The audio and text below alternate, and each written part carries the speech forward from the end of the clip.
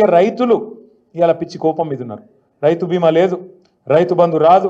కేసీఆర్ ఉన్నప్పుడేమో రైతు బంధు టింగ్ టింగ్ అని పడుతుండే, ఇప్పుడు మంచిగా బ్రహ్మాండంగా నాట్లప్పుడు పడుతుండే. రేవంత్ రెడ్డి వచ్చినాక ఓన్లీ ఓట్లప్పుడు మాత్రమే పడుతుంది. పార్లమెంట్కి ఒక తాప, ఇప్పుడు పంచాయతీ ఎలక్షన్ ఉంది కాబట్టి ఇంకోసారి మళ్ళీ 7. కాబట్టి ఇప్పుడు సౌండ్ మారింది. ఇదివరకు టింగు టింగు ఉంటే ఇప్పుడు టకీ టకీ అట సౌండ్ మార్చిండు రేవంత్ రెడ్డి. టకీ టకీ అని మంచిగా పడితే బాగుండు. నాట్లప్పుడు పడాలి, ఓట్లప్పుడు కాదు కదా. నేను మీకు ఇవాళ చెప్తున్నా, రాసి పెట్టుకోండి, యాది పెట్టుకోండి. నేను చెప్తున్నా, కేసీఆర్ గారు ఆనాడు చెప్పిండి, నేను మళ్ళీ ఇవాళ చెప్తున్నా. కేసీఆర్ ఎలక్షన్లో అప్పుడు చెప్పిండు కాంగ్రెస్ గెలిస్తే రైతు బంధుకు రామ్ రామ్ అవుతుంది అని చెప్పిండు. నేను ఇవాళ చెప్తున్నా, ఈ ఒక్క ఎలక్షన్ల గండం దాటిందంటే రైతు బంధు ఖచ్చితంగా ఎత్తేస్తాడు, ఖచ్చితంగా మనకి ఇయ్యడు. యాది పెట్టుకోండి. కాంగ్రెస్ వాళ్ళు ఆల్రెడీ డిసైడ్ అయ్యిండ్రు, క్యాబినెట్లో చర్చ అయ్యింది. మనం ఎట్లన్నా చెప్పి దీన్ని ఎత్తేయాలి, ఇది ఉంచితే మనం ఉండము. ఎందుకంటే ఎన్నిసార్లు పైసలు ఇచ్చినా కేసీఆర్కే పేరెత్తాంది, మనకు పేరు వస్తలేదు. రైతు బంధు అనగానే కేసీఆర్ యాదికి వస్తుండు, మనం యాదికి వస్తలేము.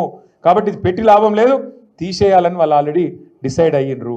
అదొక్కటే కాదు, రైతులు ఒక్కరే కాదు, ఇలా మా ఆడబిడ్డలు నెలకు ఏం చెప్పిండు, 2500 కోడలకు 2500, అత్తకు అరే 4000 రయ్యా, తక్కువ చేస్తారు. అత్తకు 4000, కోడలకు 2500. ఇవాళ అత్తకు కోడలకు పంచాయతీలు అవుతున్నాయి ఇళ్ళల్లో. మొన్ననే నేను అక్కడ దాని పేరు కోదాడ పోయినా.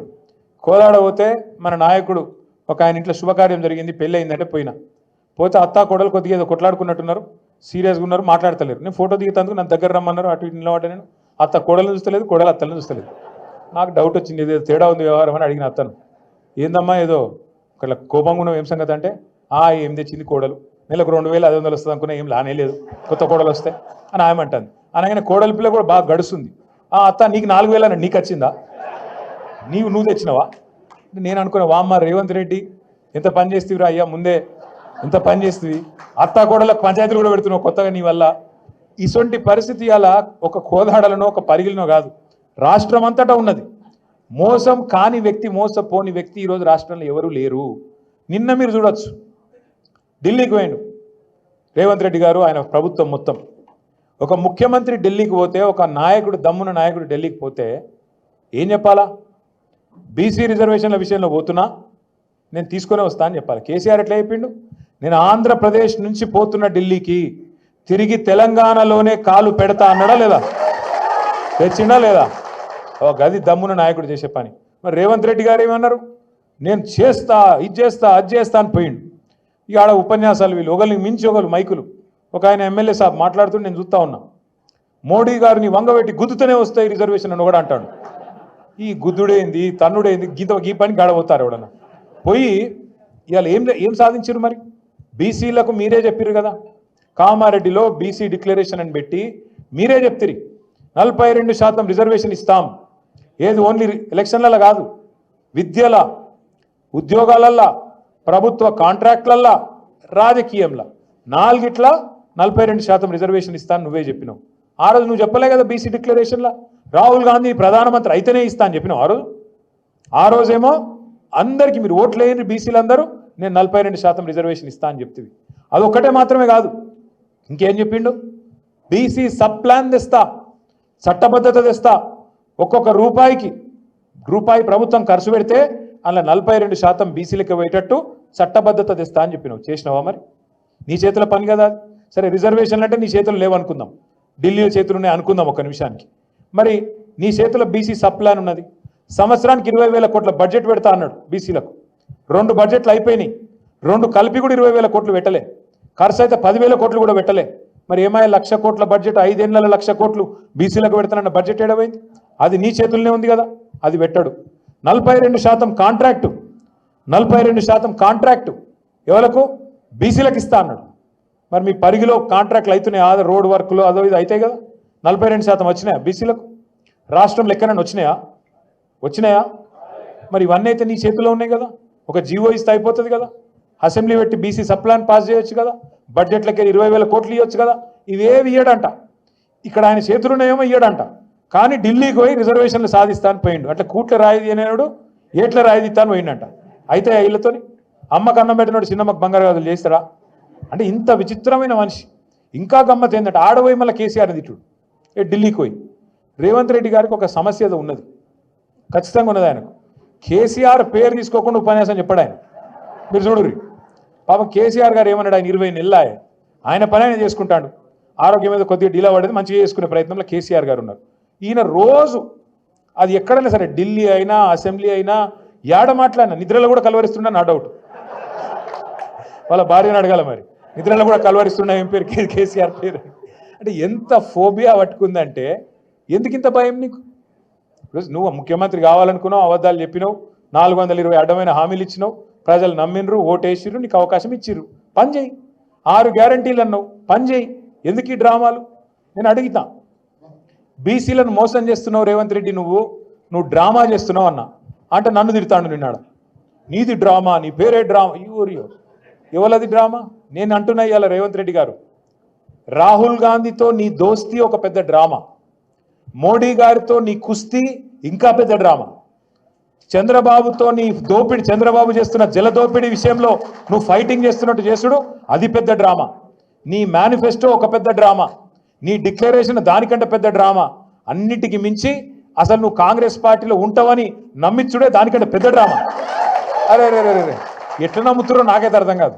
ఈ మనిషిని తెలిసినాక, ఈ మనిషిని చూసినాక ఎట్లా నమ్ముతారో నాకు అర్థం కాదు. ఎప్పటికప్పుడు మాటలు మారుస్తాడు. ఖుల్లా చెప్తున్నాడు ఆయన, నేను మోడీ గారు స్కూల్లో చదివినా, చంద్రబాబు కాలేజీకి పోయినా, ఇవాళ రాహుల్ గాంధీ కాడ ఉద్యోగం చేస్తున్నా అంటే రేపు ఇంకెటన్నా మిగతా అని చెప్తున్నట్టే కదా లెక్క. ఎటు సందు దొరికితే అటు పోతా. ఒక సిద్ధాంతం లేదు, ఒక నిబద్ధత లేదు, ఏది లేదు. అందుకే నేను అనేది, అందరికీ అన్ని విషయాలు అర్థమైనాయి. ఇవాళ రైతులకు అర్థమైనాయి, మహిళలకు అర్థమైనాయి, పిల్లగాళ్ళకు అర్థమైనాయి. 2 లక్షల ఉద్యోగాలు అన్నాడు, వచ్చినాయా 2 లక్షలు? వాళ్ళు కుల్లా తిడుతున్నారు. ఉన్నకాకమున్న జాబ్ క్యాలెండర్కు దినం పెట్టిండ్రు అక్కడ, ఏది చిక్కడపల్లి లైబ్రరీ కాడ. నేను మంచిగా ఫోటో పెట్టి సంవత్సరం అయిపోయిందని చెప్పి ప్రథమ సంవత్సరికం చేసి పారేసారు. దినం కాదు, సంవత్సరికం చేశారు. సారీ, మొత్తం అందరికీ అన్ని విషయాలు అర్థమైనాయి.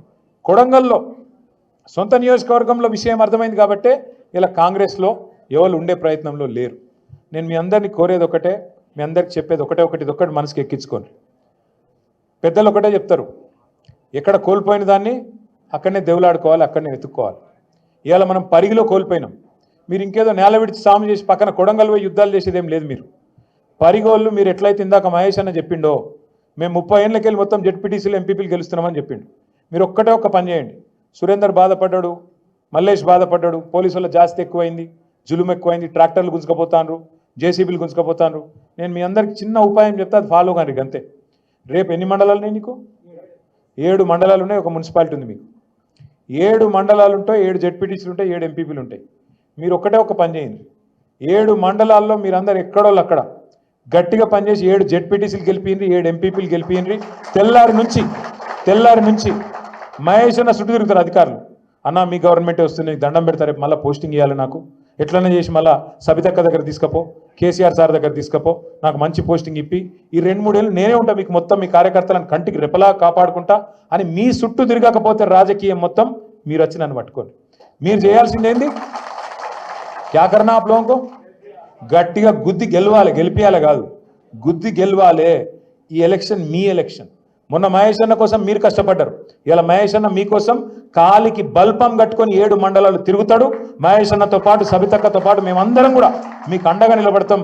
మీకు పార్టీ వైపు నుంచి పూర్తి సహాయ సహకారాలు మేము అందిస్తాం. ఇక్కడ 5 ఏళ్ళకు ఒకసారి మీకు వచ్చే మోకా గిది. ఇలా వాడు కాంగ్రెస్ వాడు మోసం చేయొచ్చు రిజర్వేషన్లు అని చెప్పి, ఇంకొక రకంగా చేయొచ్చు.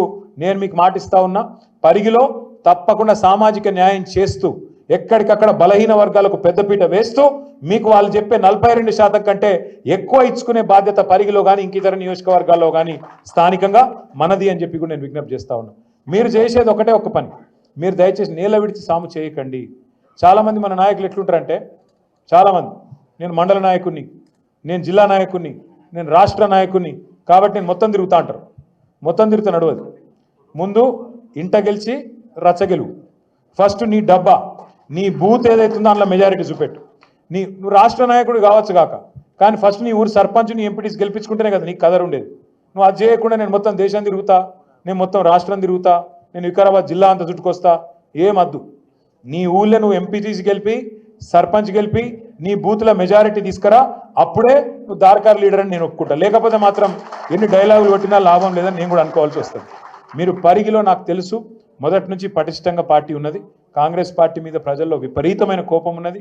మీరు గట్టిగా అనుకుంటే, మీరు గట్టిగా తలుచుకుంటే ముమ్మాటికి రైతులు, మహిళలు, యువకులు, మైనారిటీలు, మన లంబాడా సోదరులు, దళితులు ప్రతి ఒక్కరు కూడా మనకు ఓటేయడానికి సుముఖంగా ఉన్నారు. మీరు పోయి అడగాలి, కూసోవాలి. ఆయన ఇక మనోళ్ళు ఎట్లా చేస్తారు, ఎలక్షన్ రాగానే పాంప్లెట్ పట్టుకొని ఇట్లా వారేసి అట్లా పోతారు. గై నడవై. ఇప్పుడు మీరు ఆపోజిషన్లు ఉన్నారు, కూసోవాలి, ముచ్చట పెట్టాలి, బుదిరకియాలి. అవసరమైతే మన పాత ఏమైనా చిన్న చిన్న మన వైపు నుంచి ఏమైనా తప్పులు జరిగితే కడుపులో తల పెట్టాలి, అల్మించుకోవాలి. అట్లుండాలి. కానీ ఇట్లా వరేసి స్టైల్ కాయా తమ్మి ఓటై నై చెల్తా పద్ధతి. ఎందుకంటే వాడు కాంగ్రెస్ వాడేమో పైసలు ఇస్తాడు, వాడు అడ్డగోలు పైసలు వంచుతాడు. వాళ్ళు విపరీతమైన పైసల సంపాదన మీద బిజీగా ఉన్నారు. వాడు ఇష్టం ఉన్నట్టు చల్లుతాడు. మరి మనం కొట్లాడాలంటే కనీసం ప్రజల ప్రేమ మనకు ఉండాలన్నా లేదా? కొద్దిగా టైం తీసుకోండి, కొద్దిగా ఒళ్ళు వంచుండ్రి. ఇంతకుముందు మా తమ్ముడు చెప్పినట్టు నిజమే, నేను ఒప్పుకుంటా. పోయిన 10 ఏళ్లలో మనం పార్టీని పెద్దగా చూడలేదు. నేను సురేందర్కు, మల్లేష్కు వాళ్ళిద్దరు మాట కూడా, వాళ్ళిద్దరి అభిప్రాయం కూడా మొత్తం మీ అందరి అభిప్రాయంగా అనుకుంటా ఉన్నా. వచ్చేసారి ఇట్లుండది. మిమ్మల్ని కంటికి రెప్పలాగా కాపాడుకుంటాం. మిమ్మల్ని ఖచ్చితంగా ఆర్థికంగా బలోపేతం చేస్తాం. వారంలో ఖచ్చితంగా 1 రోజు 2 రోజుల్లో పార్టీ నిర్మాణం మీద కూడా దృష్టి పెట్టి ప్రభుత్వంలోకి వచ్చిన తర్వాత కూడా తప్పకుండా పార్టీని కూడా ఇదే పద్ధతిలో జనరల్ బాడీ మీటింగ్లు రెగ్యులర్గా పెట్టాలి. తెలుగుదేశంలోకి వచ్చినవేంది? ఎందుకంటే తెలుగుదేశంలోకి వచ్చిన అది ఉంటుంది. జనరల్ బాడీ మీటింగ్లు ఉండాలి, రెగ్యులర్గా కలవాలి, రెగ్యులర్గా ముచ్చట పెట్టాలి, డైరీ రాయాలి, ఇవన్నీ ఉంటాయి. అంతేనా? సో అదే పద్ధతుల్లో మనం కూడా